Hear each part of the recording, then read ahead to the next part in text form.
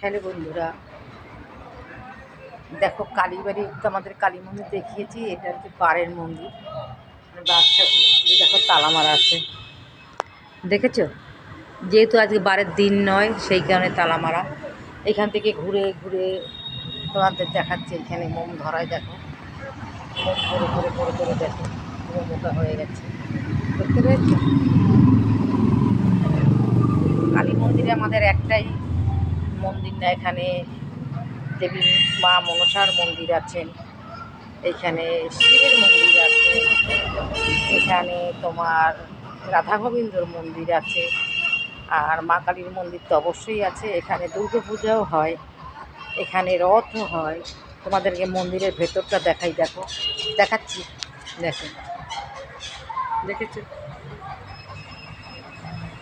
দেখেছো দেখে নিয়েছো ভেতরটা দেখালাম।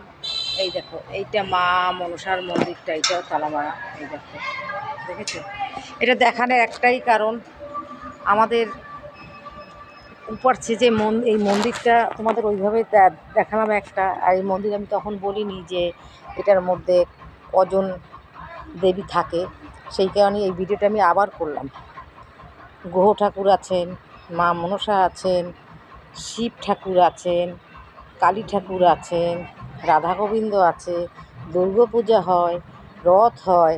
সেই কারণে এই ভিডিওটা আমি আবারও করলাম, যে কটা কথা তো তোমাদেরকে বলা হয়নি না, সেই কারণে।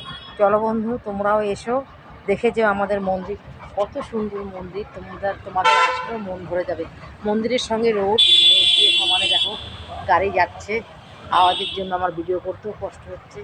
এই দেখো, দেখেছো? আমি এসেছিলাম একটা দরকারে এখানে, তাই আমি ভিডিওটা করলাম।